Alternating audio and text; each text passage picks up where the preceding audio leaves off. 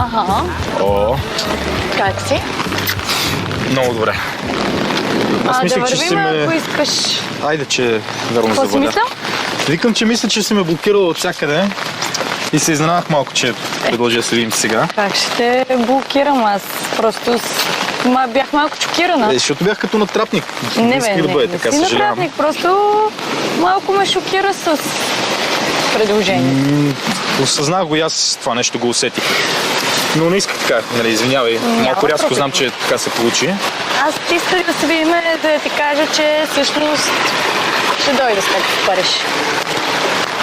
Аз усещах, че тя ще се съгласи. Затова настоявах толкова. Но Не можеше без но. не може без но ще сме си само като приятели. Няма какво. В смисъл, да си го кажем наистина. Това звучи малко странно и изглежда малко странно отстрани. Отиваме двамата в града на любовта, на твоето сватбено пътешествие, което ти за успокоение наричаш екскурзия. Екскурзия си е сега, айде. Чули? Да. Права си. И аз така мисля. Факта, че няма какво да си кривиме душата. И за факта, че те харесвам. Нали, ти си красива, забавна. Приятно ми е с тебе. Но все пак си държа на думата. Аз ти обещах нещо и нямам никакво намерение да си нарушавам думата. Просто искам да отидем двамата на някакво място, където ще ни е приятно, ще си изкараме готино. Просто бих искал на това място да съм с някой човек, който не ме натоварва. В ужас, много неловко се чувствам. Обсъждаме да се едно сме някакви малки деца, да се държа като някаква ощипана госпожица. Окей, Разбираме разбрахме и ти. се, значи. Да. Но, има още едно но. След това мисля да отскочиме до Прага, До Прага. на концерт на ЗАС. На концерт на ЗАС. Да, имам 2 билета. Нали знаеш как изглежда това отстрани? Абе, престани, как изглежда? Значи, нали осъзнаеш, че само като приятели можеш да отидем там? Не знам, аз съм в шок. Малко трябва да помисля, Ти не ми се знам. подиграваш. Не ти си подигравам, трябва ми време да го реша това нещо, защото отстрани нека познаем. С Дани ще ходиш, нали? Не знам, просто не знам какво да кажа. Как изглежда това отстрани според тебе? Отиваме. Добре, айде ще отидем.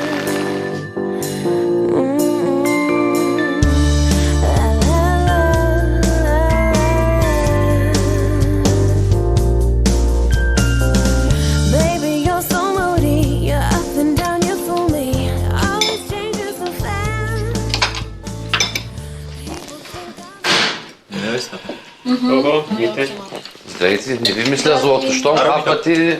Айде, Витко, сядай, че искам нещо да говорим. Какво има, бе? Сядай. Сядай, ти казвам. Така, поне да се събрахме. Искам да съобща нещо много важно. Я да чуем. Аз знам какво искам да Имам кажа. новина. Какво искам да кажа? За оная земя.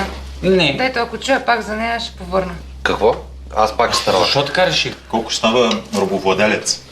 Какво? Колко има едно лозе на майка му, което е 500 квадрата и иска да го замени за земя на кампаниите и там да строи къща. Разказа ли го? Доволна ли си вече? Да. Така. Сега не става въпрос за това изобщо. Да, имаме такава земя, но имах някакъв вариант да замениме. Наистина обаче няма да стане и за това обаче имам друг вариант, който е да дам къщата, която имаме в Берковица с майка. Тя е на 3 етажа, много голяма, с 12 стаи, голям двор има, всичко. И ще я дам нея да вземем едно место на камбаните, да се построим една къщичка или нещо, един голям апартамент да вземем, каквото е. Чакай някъде, малко, където просто да се съберем пак всички заедно. Как ми мислиш тази работа? Ще Първото смени къщата на къщата с майка си ли я продаваш или по-отделно вървят? Или ти не знам как ли мислиш тази работа? Първо ти не се чуваш с майката, второ как ще вземеш на жената къщата, ще я продадеш и как мислиш, че се облагат тези неща? Митко, дай да не си говорим Такива бартери, кой дава от провинцията да вземеш имот, Слушай ме сега ти. Аз исках да знам вие дали сте съгласни, дали сте окей с това нещо. Колко? Мама ще дойде да Ти живее с една при стая не нас. можеш да се оправиш. Мама ще дойде да живее при нас, ще ни готви плюс това. Жената няма да има проблем да подпише, така че като цяло исках вашето мнение по въпроса. Колко, слушай са. Не. Виждам, че имаш голямо желание и аз лично го оценявам това, че мислиш по този въпрос и искаш някъде да отидем заедно, но за съжаление на всички ни е ясно, че това няма как да стане. Нямаме така алтернатива. Затова, ето аз примерно За мен и Кети съм намерил един апартамент, който ще е над тази пекарна, на която искам да взема. И смятам, че ще е идеално местенце, където да отидем. Окей ли сте с това? Много добре. Не, естествено, че не сме окей. Напротив, естествено, защото това е най-доброто за него. Защото ще му е близко до работата и просто това много добре знае кога трябва да стане, за да се меси хляба. Ти знаем, че не знаеш за какво просто да станеш рано за работа. Хора, не знам, вие нещо с главата ли не сте добре. Ние сме си Дани, наред. аз те чувам много добре, защото ти ще си фащаш пътя. Кети и Ицо и те искат да си фащат пътя. Теодора с Найден. Айде, ако обичате, дайте малко по-сериозно, защото това вече е прекалено. Ще трябва всички да се съобразяваме с теб и не мога да сами така, като мога да си купя апартамент, какво да не си купя заради тебе само, за да се съобразява с теб постоянно. Това ли е? Може да си купиш апартамент? Ама аз принципно мога, да, той има, очерта се една така възможност, но аз нито съм търся, нито съм казал, че ще стане. И има вероятност, но не знам. Какво е? Знаеш какво? Всъщност, знаеш какво? Ти си единственият човек, който винаги ми е бил най-добрият приятел, който Аз пак съм ти винаги съм мислил, че е отборен играч, който съм мислил, че обича семейството си и какво ли не, а сега какво излиза? Че ставаш и изчезваш и ти като да ви казвам. Ама аз не мога да съм като тебе да живея с кошарите под моста, като ме изгонят от тук, бе. Какво да правя? Аз правя всичко възможно, за да сме пак заедно. А вас не Ай, ви спрете пука. се вече, Не, бе. няма да Ай, спрете. спрете се, Не, вече, няма няма да да спрете, обвиняваш защото хората вас не само. ви пука. Ти си фащаш багажа. Митко прекалено? отиде да Чакай, аз къде съм апартамент. на багажа, бе? Дани не му пука. Той днеска е с тази утре сона, а други ден си се... Малко бе, тук Не, учето да... ама няма какво. Така си е, и това е истината. Обаче прави се, наистина няма да говоря повече, защото си правите каквото си искате. Когато дойдох тук, тези хора бяха семейство. Много ми е мъчно да ги гледам така.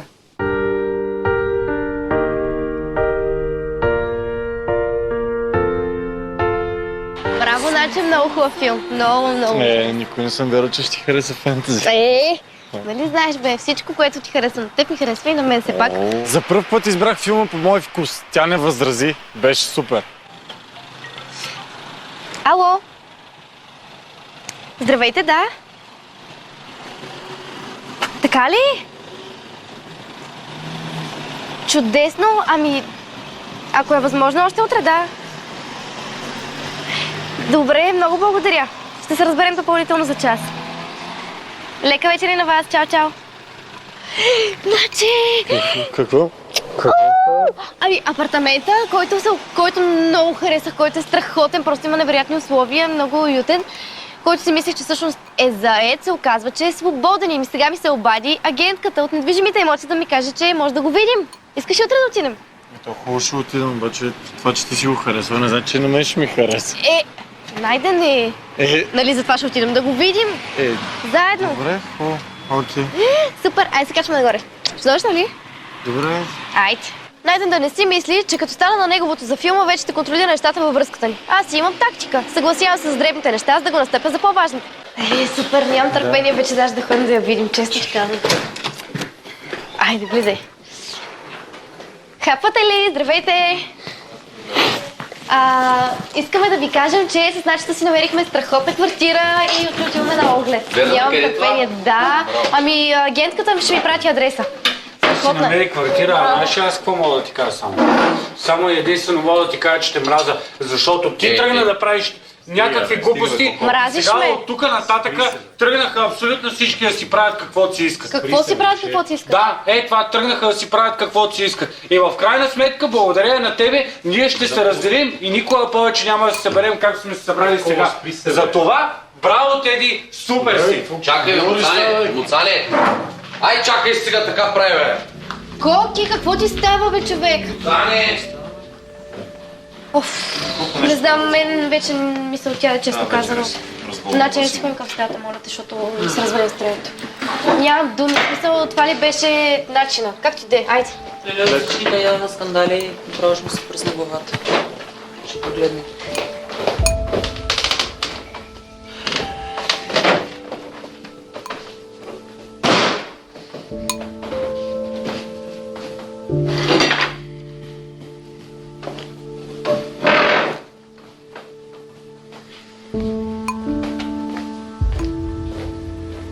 Поех ангажимент към Боби да се грижа за всички, да ги сплотявам, да държа нещата под контрол. Обаче явно не ставам за това. Толкова беше тук в момента, ще му стана много болно.